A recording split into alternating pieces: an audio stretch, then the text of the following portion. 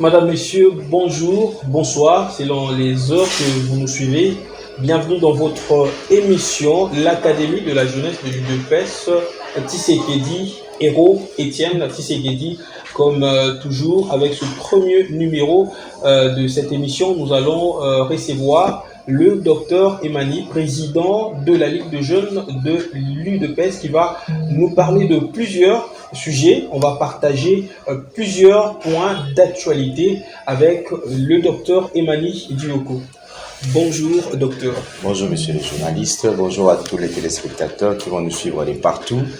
Et voilà, nous sommes là dans le cadre de cette grande émission dénommée Académie de la jeunesse de l'UDPS Héros Étienne Tshisekedi, cadre, n'est-ce pas, officiel de la Ligue des jeunes de l'UDPS, où nous allons nous étaler à vous donner des informations officielles au sujet de cette grande structure, aussi parler de l'actualité nationale et puis les actions du chef de l'État, parce qu'il faut qu'on le vulgarise. Voilà un peu de façon sommaire ce qui va être les contenus de notre émission, de ces cadres hebdomadaires qui chaque semaine on va mettre, n'est-ce pas, à la disposition des jeunes, de l'UDPS d'abord et de la République, des informations appropriées pour qu'ils soient, n'est-ce pas, bien orientés. Voilà. Comme vous venez de l'entendre par le président de la Ligue de jeunes de l'UDPS, le docteur Emani Dioko, cette émission sera un cadre où vous allez avoir plusieurs informations officielles de la Ligue de jeunes de l'UDPS. Il ne faut pas chercher ailleurs,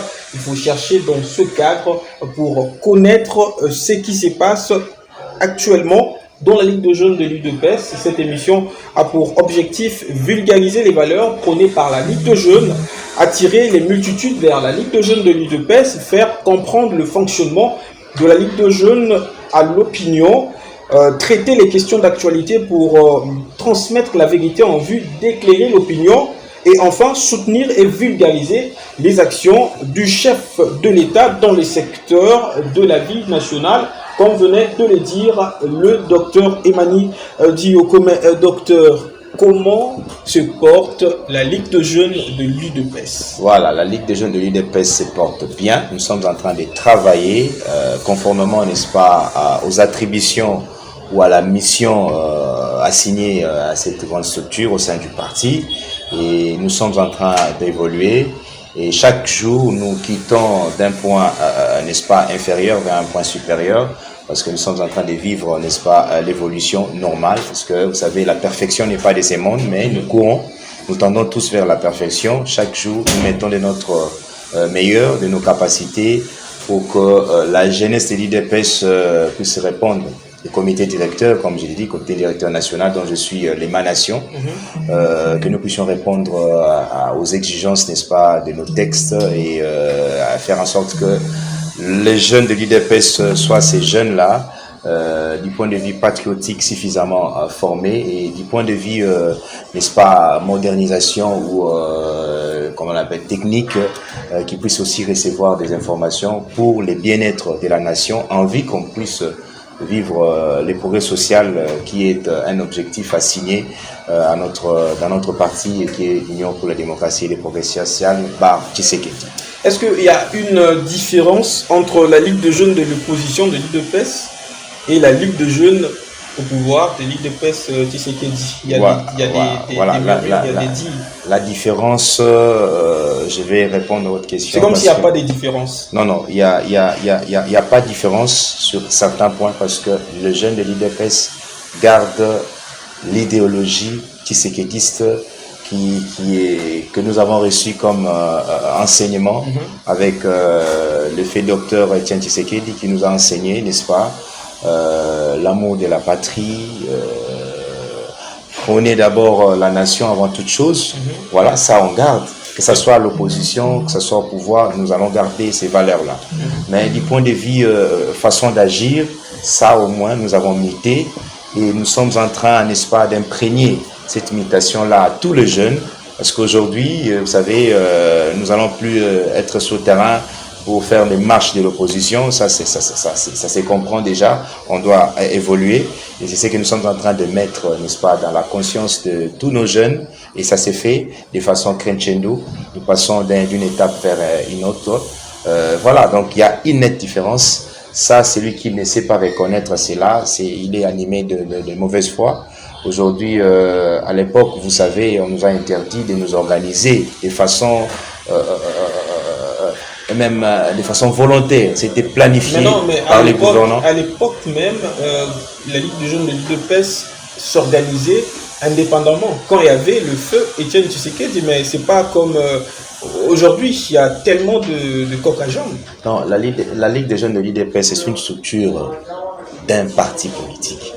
S'organiser indépendant, je ne sais pas ce que vous dites, vous êtes en train de dire. Non, mais je parle mais au des moins, présidents qui sont passés. non, je pense que là, il y avait une organisation qui était assez indépendante. Donc, c'était attaché, comme on le dit dans les statuts de l'UDPS, attaché à la présidence. Mais voilà, maintenant, donc, je crois voilà, que donc vous dites une chose et son contraire. Excusez-moi de dire cela. Donc, la Ligue des jeunes, c'est une structure au sein d'un parti politique. Très bien. S'organiser indépendamment, c'est la cacophonie. La Ligue des jeunes à l'époque, selon nos textes, parce qu'il faut qu'on se le dise, les textes, les statuts que nous avons actuellement ont été révisés en 2013.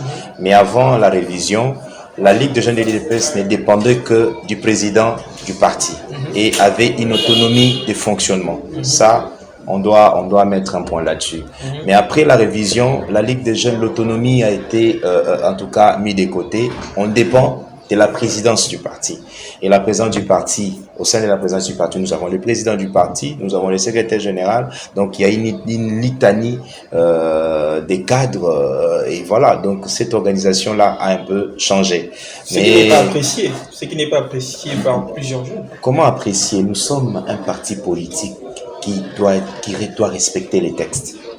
Si les textes a établi quelque chose, on doit se conformer au texte. Un parti politique à pyramide inversée, donc ça vient de la base jusque. Non, là, c'est encore une confusion. C'est encore une confusion. Les textes que nous avons adoptés, c'est la volonté populaire. Ce n'est pas en cours, pendant que nous sommes en train d'exercer, que vous allez dire non, nous devons changer les règles. Les règles, ça ne se change pas en cours. Les règles, ça se change plutôt en amont, c'est-à-dire au départ. Et au départ, c'est quoi? C'est après 5 ans qu'il y a un congrès où on peut toucher les textes et l'application de ces retouches doit rester jusqu'à atteindre notre congrès. Ce n'est pas en plein exercice, n'est-ce pas, qu'on va changer les textes. Oui, par une pyramide renversée, c'est ça. C'est vraiment ça. La base s'était organisée, on s'était mis d'accord lors d'un congrès. Moi, j'ai eu la chance de participer au premier congrès de l'UDPS tenu en 2010. J'ai représenté une grande masse, c'est-à-dire la masse estudiantine de l'UDPS, de la jeunesse de l'UDPS. J'ai été là-bas au congrès. Nous avons décidé sur les principes et ces principes-là sont en cours, n'est-ce pas? Et ce n'est pas en plein exercice qu'on va changer. Donc c'est la base qui décide. Oui, la majorité décide au sein de l'UDPS, mais la majorité décide pour les textes, pour les règles de jeu, les principes de jeu au cours d'un congrès. Et lorsque nous exerçons, ce n'est pas pendant l'exercice que vous allez changer les systèmes de jeu. Voilà, pour ne pas me répéter parce que le temps c'est de l'or.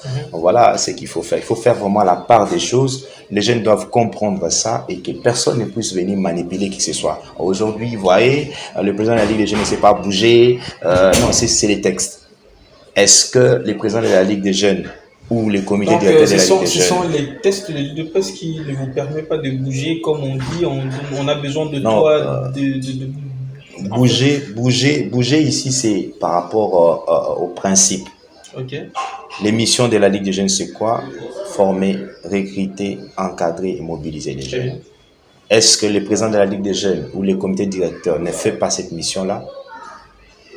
Ça, c'est quoi? Les exigences ou c'est que le président et son comité doivent faire. Et si on ne fait pas ça, là, ça devient un problème. Le problème n'est pas par rapport au texte, mais le problème, c'est par rapport à la compétence de la personne ou du groupe. Donc, il faut faire la part des choses et je vais, en tout cas, on va faire une émission où on va expliquer les textes, les attributions, le rôle avec détail de la jeunesse ou du comité directeur de l'UDPS au sein de ces grandes machines politiques et UDPS. Sinon, si on ne comprend pas les règles, les principes, on va être dans les désordres et on ne saura pas aider notre grand parti. Nous allons revenir avec ce sujet qui a beaucoup de chambres. C'est comme une maison avec plusieurs chambres. Nous en reviendrons. Alors, comme nous venons de parler ici de l'écho de la Ligue de jeunes, c'est mieux le temps de connaître le fonctionnement de la Ligue de jeunes, puisqu'il y a des murmures, puisqu'il y a des gens qui ne sont pas d'accord avec l'organisation, le fonctionnement de la Ligue de jeunes. Mais là, ça émane du fonctionnement. Comment fonctionne la Ligue de jeunes? C'est avec le docteur Emmanuel Dioko qu'on va comprendre le fonctionnement de la Ligue de jeunes. Ok, la Ligue des jeunes, du point de vue structurel, la Ligue des jeunes a des compartiments, des grands compartiments. Il y a le comité directeur, le compartiment national et le compartiment local, de la base. Et au niveau du compartiment national, nous avons le comité directeur qui est aussi scindé à des niveaux. Il y a le bureau de la Ligue des jeunes, composé, n'est-ce pas, du président, des vice-présidents et des secrétaires exécutifs nationaux. Et il y a le département qui est composé de chefs de département et des adjoints. Donc ça, c'est au niveau national. Et au niveau local ou au niveau de la base, nous avons les comités fédéraux, les comités fédéraux parce qu'il y en a plusieurs. Il y a les comités sectionnaires et enfin les antennes. Les antennes, c'est une organisation que nous avons adaptée parce que nous avons compris que il y a une distance entre la cellule et les comités sectionnaires. Oui. Alors pour rapprocher, parce que vous savez, nous tous membres de l'UDPS, nous sommes d'office membres de la cellule, parce que c'est au niveau de la cellule que tout s'organise. Tout prend vie au niveau de la cellule. Moi, les dimanches, je me rends à la cellule pour suivre, n'est-ce pas, les informations au niveau de la base. Au niveau de la cellule, c'est mon président cellulaire qui est mon chef là-bas. Chaque dimanche, tout ce que j'ai comme galon tombe en faveur du président cellulaire. Mais on s'est quand même organisé, c'est une organisation interne, on s'est dit, voilà, on peut pas avoir au niveau de la cellule, la Ligue des jeunes au niveau de la cellule, mais pour essayer de relayer les comités sectionnaires avec les jeunes qui sont dans des quartiers, mettons une organisation qu'on a appelée les antennes. Les antennes sont là pour aider les présidents sectionnaires ou les membres du comité sectionnaire d'entrer, n'est-ce pas, en connaissance de façon bien nourrie de ce qui se passe au niveau des quartiers. Mais pour qu'il n'y ait pas l'incompréhension, les antennes ne sont pas des présidents cellulaires. Non. Là, en tout cas, c'est une très bonne remarque, j'allais dire. Il faut pas qu'on fasse la confusion. Au niveau de la cellule, nous tous, membres de l'UDPS, que vous soyez au niveau membre de la Ligue des femmes ou de la Ligue des femmes et de la Ligue des jeunes, CEP ou autre structure, nous venons là-bas. Même le secrétaire général vient au niveau de la cellule. Là, c'est le président cellulaire qui gère tout le monde. Et au sein de la cellule, il n'y a pas, en tout cas, jusqu'à nouvel ordre, il n'y a pas un président cellulaire, président de la Ligue des jeunes cellulaires. Il n'y en a pas. Donc c'est ça l'éclaircissement qu'on tenait à mettre sur ce point-là. Maintenant, la santé des fédérations de la Ligue de jeunes de l'UDPS, est-ce qu'il y a une entente entre les fédérations de la Ligue de jeunes et les structures des bases dirigées par des présidents fédéraux? Par exemple, la fédération de Mugunga, la fédération de Mwamba. Ici, on peut comprendre le fonctionnement des fédérations au niveau de Kinshasa. Combien y a-t-il de fédérations de la Ligue des jeunes au niveau de Kinshasa? Voilà, la Ligue des jeunes ne crée pas des fédérations. La fédération, c'est une organisation déjà définie par nos textes. Et au jour d'aujourd'hui, nous avons 67 fédérations, si je ne me trompe pas, 67 fédérations au niveau national. Et la Ligue des jeunes ne fait que coopter. Là où il y a la fédération du parti, il y a une représentation de la Ligue des jeunes, comme aussi la représentation de la femme. Donc, vous voyez déjà que, excusez-moi, au sein de la Ligue des jeunes, nous calquons cette organisation-là. Et au sein de notre Ligue des jeunes au niveau de Kinshasa, nous avons 4 fédérations, comme il y en a au niveau, n'est-ce pas, de la fédération ville de Kinshasa, organe de base. Et voilà, nous fonctionnons, sauf qu'il y a eu un peu de problèmes. Le problème, c'est quoi? C'est dû à la nomination qui a un peu tardé. Vous savez, lorsque moi j'ai été nommé à la première équipe de la Ligue des jeunes après les congrès, parce que nous avons muté de la JDPS vers la Ligue des jeunes. L'ancienne dénomination de la jeunesse du parti, c'était jeunesse de l'IDPS, tout court, JDPS. Alors, après le congrès, le premier congrès de l'IDPS, j'ai été nommé au sein de la première équipe comme chargé de l'implantation. C'est moi d'ailleurs qui avais cette charge, la lourde charge, d'implanter la jeunesse du parti partout. JDPS à l'époque. Non, on avait déjà mis. Là maintenant, c'était déjà la Ligue des jeunes. Okay. Après les congrès, c'était la Ligue des jeunes. Bien. Donc il fallait qu'on implante la Ligue des jeunes partout, qu'il y ait les comités partout. Mais seulement, il y a un problème. Ce n'est pas le président de la Ligue des jeunes qui nomme les comités fédéraux, les membres des comités fédéraux. Lui, il propose au président du parti qui va, n'est-ce pas, faire la nomination. Et depuis lors, lorsqu'il y a eu le premier comité ou la première équipe, la première direction de la Ligue des jeunes, le président du parti, le Fédération Tshisekedi, n'avait nommé que 4, si je me rappelle bien, 6. Il y avait les 4 fédérations de Kinshasa, où on avait nommé que les présidents, les représentants, les présidents et les vices. Okay. Et on a nommé la fédération de Mbujimaï, si je ne me trompe pas, et celle de Lumbashi. Il n'y avait que cela.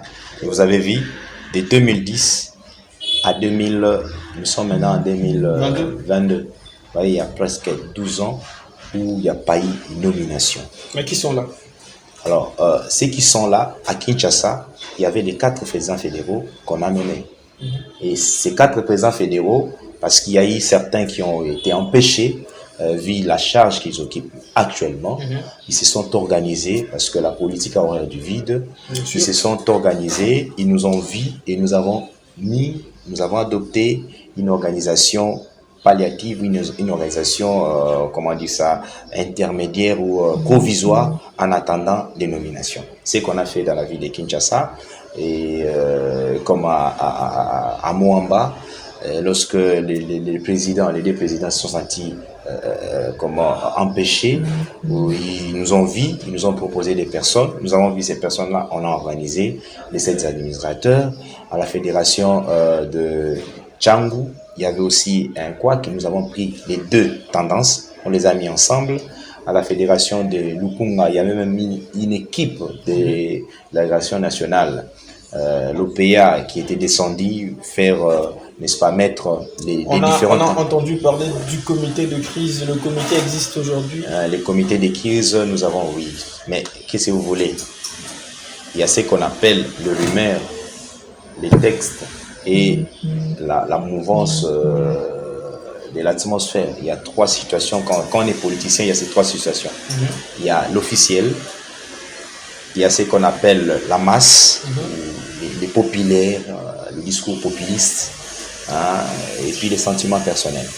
Ces 3 actions-là ne peuvent pas avoir de l'ampleur sur la vérité ou la réalité. La réalité, c'est les textes, la vérité, c'est le respect des textes. Alors, mais concernant moi, en tant que le représentant de la jeunesse de l'IDPS, nous savons à qui nous adresser pour l'instant, parce que tous ces comités, ce sont que des comités provisoires, comme je l'ai dit, en attendant la nomination, les nominations qui vont venir, les nominations du président du parti, comme les textes le prévoient. Ok, mais on vient de parler des fédérations, structures des bases, et la Ligue des jeunes qui a aussi son organisation. Il y a aussi quelque part la décision 020 qu'on a entendu parler de l'organisation de la Ligue des jeunes. Comment est-ce que la Ligue des jeunes arrive à s'organiser avec les fédérations, structures des bases, avec sa décision 020? Parce que dans cette décision, il y a plusieurs jeunes qui donnent plus de pouvoir au niveau de la Ligue de jeunes, du comité national de la Ligue de jeunes, qu'au comité de structure des bases. C'est comme si les structures des bases n'ont pas un rôle à jouer dans la Ligue de jeunes, dans leur fédération. Et pourtant, c'est la base. Comment ça? Ils ont leur rôle. Vous savez, quand on vous dit que vous êtes responsable d'une entité au niveau d'une organisation... selon la décision 020 qui est aussi compliquée. Non, la décision de 020 nous donne les grandes lignes, les fonctionnements du comité directeur. C'est bien dit, les fonctionnements. ça régule, n'est-ce pas, les rôles principaux des animateurs au niveau du comité national. Et ça met quelques ponts. Comment est-ce que le comité fédéral doit être nommé? Ça donne quand même les grandes lignes. La gestion, n'est-ce pas, des associations, ça donne les grandes lignes. Et ça nous revient à nous, au niveau du comité directeur, d'élaborer un règlement intérieur qui va maintenant de façon détaillée mettre les principes des bases, comment est-ce que qui joue quoi, les job description. D'ailleurs, les job description de chaque animateur, nous les avons déjà, et ça reste que ça puisse être avalisé ou validé par l'organe approprié au sein du parti qui joue ces rôles-là. Donc chaque entité a son rôle, joue pleinement son rôle, et ça dépend de la compréhension des animateurs et aussi des jeunes qui composent, n'est-ce pas, l'entité. Et notre rôle à nous, c'est d'expliquer le rôle de chacun. Et c'est ce que nous sommes en train de faire. Nous le faisons avec beaucoup d'amour, et les gens arrivent à comprendre. Comme je l'ai dit ici, la compréhension, ce n'est pas une imposition. Il faut venir avec des techniques, essayer d'expliquer pour que les uns les autres, qu'on puisse au moins comprendre les règles du jeu et se mettre à l'appliquer. Donc la décision 020 est claire, comme je viens de le dire, ça explique les rôles du comité directeur. D'ailleurs, je remercie beaucoup le président du parti de l'époque, qui est maintenant le chef de l'État, Félix-Antoine Tshisekedi, d'avoir réfléchi avant notre décision, parce que c'est la décision qui a précédé la décision 021 qui nous a nommés. Et ça a vraiment mis beaucoup d'éclairage sur des zones d'ombre qui existaient à l'époque. Aujourd'hui, on sait déjà qui peut succéder au président de la Ligue des jeunes quand il est empêché. C'est un point clair. Quel est le rôle du président de la Ligue des jeunes qui n'est pas amalgame, parce que à l'époque, vous voyez, le président de la Ligue des jeunes pouvait se disputer le rôle d'un autre cadre du parti ou de la Ligue des jeunes. Un autre cadre de la Ligue des jeunes pouvait se disputer les attributions du président. Vous voyez, là, c'est déjà quelque chose qui nous a vraiment aider à bien fonctionner au sein de notre structure. Donc, la part des choses, elle est claire. Les comités directeurs, c'est la gestion nationale. Les comités fédéraux, c'est la gestion au niveau de la fédération. Et l'organe de décision nationale, c'est le comité national à travers son président.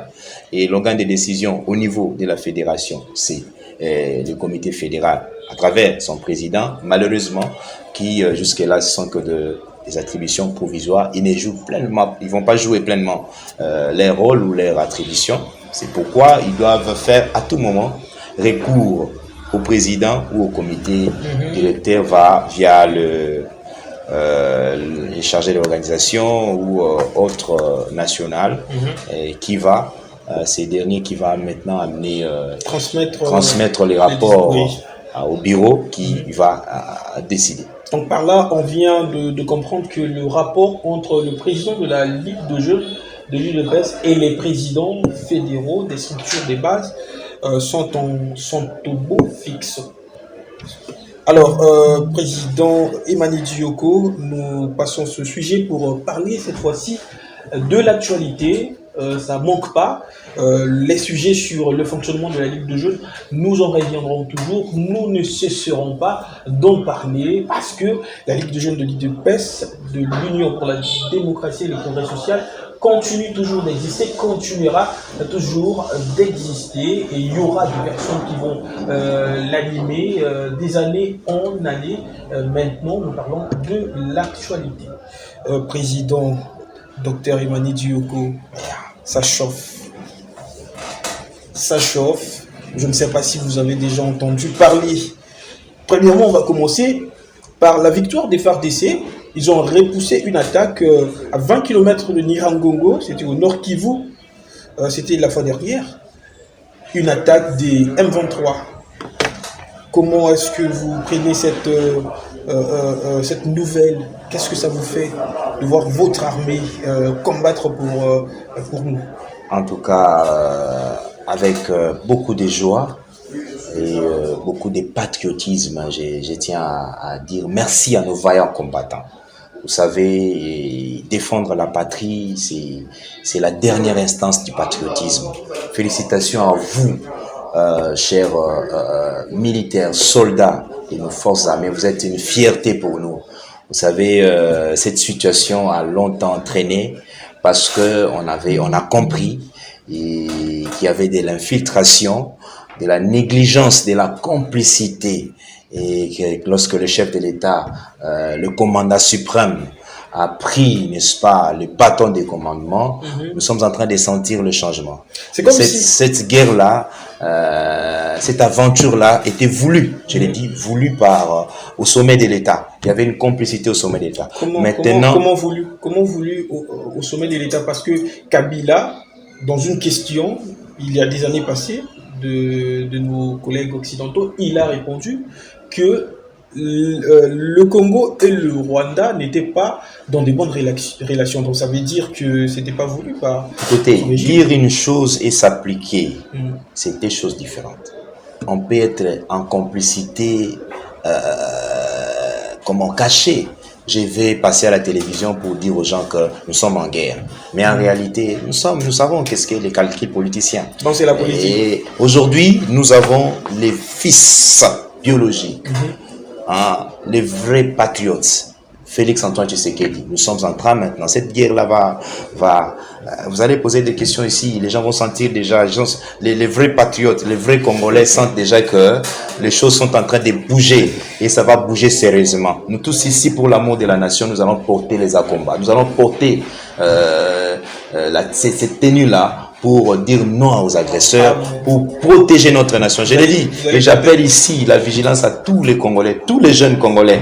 Ce n'est plus le temps de nous diviser. Vous êtes IDPS, vous êtes ici, c'est quoi que ce soit. La nation d'abord. La nation. J'ai dit, je vais dire aux jeunes Congolais, Bala Congo, ce n'est plus le temps de nous diviser. Nous sommes agressés. Il y a une agression, je l'ai dit clairement et sans embâche. Le Congo est agressé par ceux qui ont toujours voulu jouir, n'est-ce pas, de la richesse en complicité avec les autorités passées. Maintenant, ce n'est plus question de résignance. C'est maintenant ou jamais. Donc, nous tous ensemble, derrière le chef de l'État, Félix Antoine Tshisekedi, nous devons dire non et de façon active pour dire que cette guerre-là puisse s'arrêter. Et cette guerre-là injuste. Je suis en train de suivre les images. Comment est-ce que nos frères à nous, nos sœurs à nous sont déplacés sans leur volonté. Vous savez, ça fait très mal. Ça fait très mal. Ils sont obligés d'être réfugiés dans leur propre terre. Écoutez, mais c'est comment est-ce qu'on peut faire ça à un humain? Et ça n'a pas duré 2 ans. Ça fait plus de 20 ans. Non, ça doit s'arrêter. Et j'appelle en tout cas la conscience nationale. Toi, jeune Congolais, il faut qu'on se mette ensemble pour dire non et non à cette guerre injuste. S'il faut qu'on puisse laisser notre vie, on doit le faire pour que ceux qui vont venir après nous disent que nous avons eu des parents, des pères, des mères vraiment patriotes. C'est le message que je lance à tous les Congolais. Je sens votre colère, votre soutien, je sens tout ce que vous donnez de positif pour nos frères qui sont à l'est du pays. Dernièrement, le Conseil de sécurité a cité le Rwanda.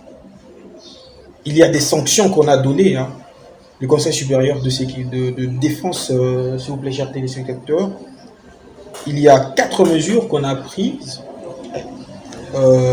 vis-à-vis du Rwanda. Premièrement, on a dit que le M23 qui était considéré comme rebelle est aujourd'hui considéré comme mouvement terroriste et est exclu du processus de Nairobi. Okay. Après Nairobi, on a vu des M23 retourner encore dans la guerre. Pourtant, il y a un processus de paix.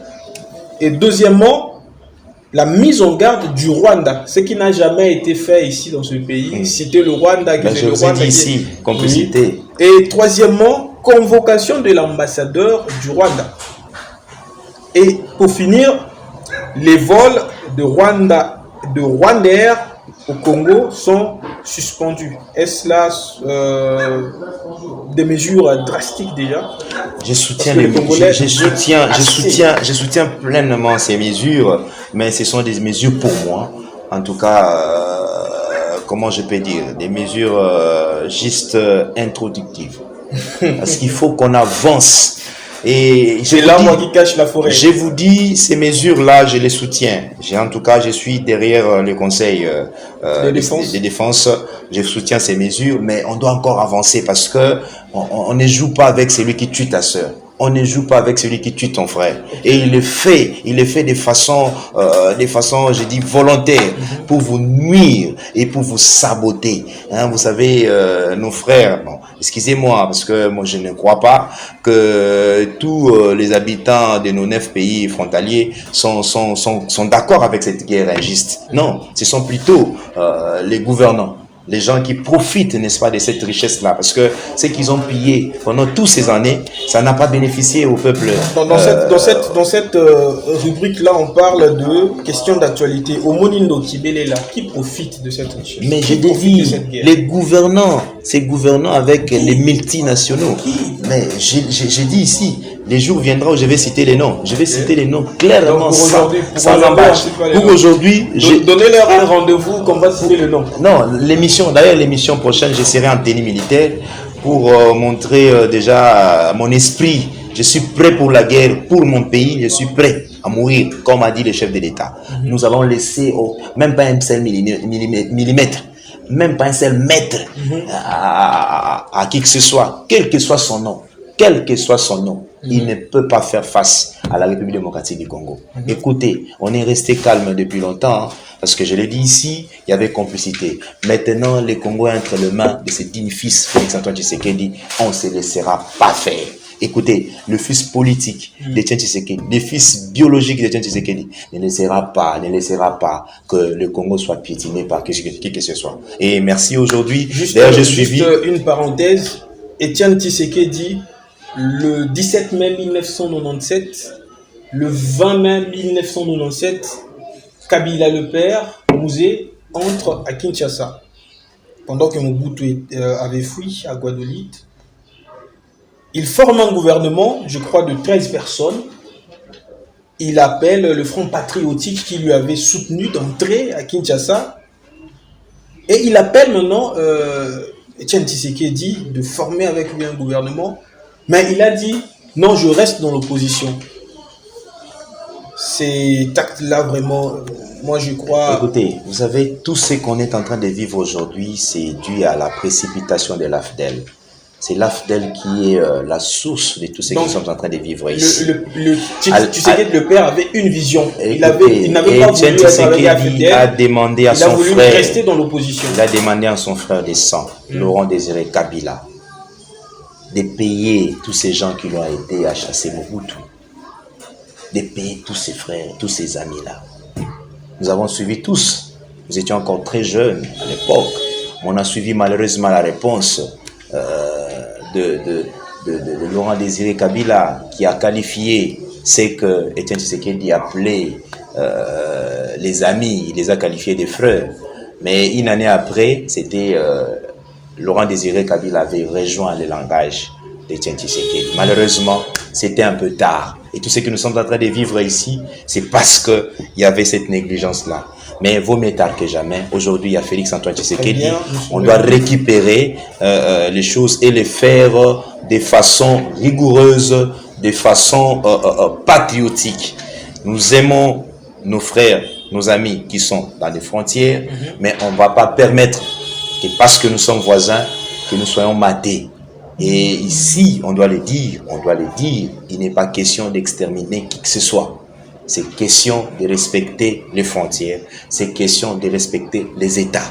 Il n'y a pas un grand État plus grand que l'autre. Nous sommes tous des États et on doit se respecter. Le Congo n'a jamais traversé pour aller vers Congo-Brazzaville, ou Rwanda, ou Burundi, ou Ouganda. Et pourquoi seulement les autres pays doivent profiter, venir en RDC? La RDC, ce n'est pas un boulevard, quand même, c'est une république, c'est une nation. Plus de temps pour cette émission, il faut que l'on clôture, mais on va finir, comme vous le dites, vous parlez du respect, on va finir par les tweets du fils de Museveni qui était dernièrement avec leur armée UPDF qui ont mis leur force conjointe avec les FARDC pour combattre les ennemis. D'ailleurs, il était là comme leur général. Il est vu comme celui qui devrait remplacer Museveni. Selon ce que l'on est en train de dire, on pressent que ce fils a vraiment la capacité de remplacer Museveni. Mais des tweets qu'il fait posent de problèmes et à des confusions. Est-ce que la guerre à l'Est, c'est une guerre tribale ou c'est pas une guerre tribale? On va répondre ici, président Dr Emmanuel Dioko. Il y a des tweets qu'il a fait. Il a dit: j'étais assez jugé enfant pour ma tribu, mon look, ma langue, etc. Je m'opposerai toujours aux gens qui pensent comme ça. Les Batuti dans l'est de la RDC ne devraient pas du tout être victimes des conséquences. Être victimes, point. Des conséquences pourraient être terribles. Quelles conséquences? Les Batuti sont victimes de quoi à l'est de la RDC? C'est comme si la guerre est tribalisée. Mon cher ami, je suis désolé avec ces tweets-là. C'est une lecture biaisée et sans contenu véritable, vérifiable. Il n'y a pas de conflit ethnique, une extermination d'une population en République démocratique du Congo. Non, je ne crois pas. Vous savez, lorsqu'on fait la lecture, c'est que le président Kagame est en train de dire, qu'est-ce qu'il dit? Il dit qu'il y a des FDLR en République démocratique du Congo qui constituent une menace pour les régimes. Il ne parle pas des problèmes d'ethnie. Vous voyez, c'est vraiment du tohu-bohi. Ils veulent faire mettre de la confusion dans la tête des gens pour que les gens disent que non, la minorité telle est menacée, il faut les protéger, il faut donner une partie des terres. Non, il n'en est pas question. Nous, ici au Congo, nous savons vivre bien, même avec les étrangers, les gens qui n'ont pas existé avant 1960 sur notre sol. D'ailleurs, ils sont là, on les accepte. On appelle la RDC un pays hospitalier. Okay. Comment est-ce qu'on va? Non, nous, on ne fait pas ce qu'eux font là-bas. Nous, on a vécu ce qu'on a appelé l'extermination des ethnies de l'autre côté. Génocide. Nous, on n'a pas ce sang-là, on n'a pas cette culture-là. Il n'en est pas question. Et ce sont des raisons fabriquées. En tout cas, si ça va dans le sens dont il écrit qu'il y aura des conséquences, là je regrette, mais qui comprennent que le peuple congolais, nous ne sommes pas un peuple créole, nous ne sommes pas brutal, mais au moins on sait se défendre. Si ça dépendait de leur volonté, de la volonté de ces gens-là qui se sont mis ensemble, faire de la RDC, balkaniser la RDC, on ne serait pas aujourd'hui RDC. Il a poursuivi pour dire, ça sera un désastre pour eux. C'est la dernière fois que je reparlerai, que j'en reparlerai. Laissez-les venir, nous sommes plus que prêts. Je vous rappelle qu'il a appelé Paul Kagame son oncle. C'était en anglais. Dans son tweet, il a dit, "This is my uncle, Paul Kagame." Voilà. Il parle de laisser-les venir, nous sommes plus que prêts. Qui doivent venir? Qui sont plus que prêts? Donc c'est la RDC. Moi, si je me pose la question, qui veut venir où? Parce que moi, je sais, nous, on est dans notre pays, notre grand pays. Okay. Il fait beau vivre. Nous sommes là depuis tout ce temps. Mais qui veut venir? Peut-être les migrants, ils s'adressent peut-être à Paul Kagame, mais avec les migrants. Nous, on n'est pas d'accord parce qu'on voit d'autres militaires. Les militaires rwandais. Rwanda n'a pas une grande terre, mais à peine des migrants. Nous avons vu des militaires rwandais sur notre sol. C'est une agression, non? Ça, c'est nous. C'est nous qui devons dire que les conséquences doivent être les termes qu'il a utilisés. C'est nous qui sommes agressés. Ce n'est pas l'inverse. Hein? Et pourquoi? Les conséquences pourraient être terribles. La victimisation, c'est l'art des faibles et des manipulateurs. Vous savez, un grand manipulateur utilise comme stratégie la victimisation. Nous sommes en train de subir chaque jour ici une injustice parce qu'ils se disent être des hommes créoles. Ils savent tuer, même leurs propres frères. Non, nous on dit non. On dit non. Notre pays, c'est un pays de paix, mais on ne peut pas permettre n'importe quoi. Et voilà ce que moi je vais dire. Il y a tout le peuple, toutes les ethnies en RDC. Nous nous supportons. On a des problèmes internes, mais dans toute famille, il y a des problèmes. On ne peut que régler. Donc, il n'y a aucun peuple, il n'y a aucune ethnie congolaise qu'on est en train de chasser ou de mettre à côté. Ça, c'est une raison, en tout cas, fausse. Ça n'a pas de fondement véritable ni vérifiable. Voilà. Alors, c'est ici que nous allons clôturer cette émission que vous avez aimée, madame, monsieur. Merci de l'avoir suivi. Nous allons donner une dernière parole à Dr Emmanuel Dioko pour clôturer cette émission. Voilà, je tiens à remercier tous ceux qui nous ont suivis, tous les jeunes. Veuillez relayer les messages Académie de la jeunesse. C'est ces cadres ici où on va communiquer avec nous. Veuillez nous envoyer vos remarques et vos suggestions. Nous allons en tout cas en tenir compte pour que cette émission soit un cadre meilleur, pour qu'on puisse discuter et évoluer ensemble. Et surtout, jeunes Congolais, cette fois-ci, on doit se mettre ensemble pour que notre pays soit respecté, pour que notre nation soit respectée. Autour, n'est-ce pas, du commandant suprême, protégeons notre pays et faisons en sorte que la guerre à l'Est puisse cesser et que les armes ne puissent plus donner à l'Est de notre République démocratique du Congo. J'ai dit vraiment merci à tous ceux qui nous ont suivis et merci à messieurs les journalistes pour les questions aussi à la hauteur et aussi merci à la régie. C'est moi qui vous remercie. Madame, messieurs, vous nous avez suivis, vous avez aimé cette émission, c'est ici que nous la bouclons. Nous vous donnons rendez-vous pour la prochaine. Ici, il vient de dire le docteur Emmanuel Dioko, notre peuple est un peuple de paix. Donc c'est avec ce mot que nous clôturons cette émission. À la prochaine. Ciao, ciao.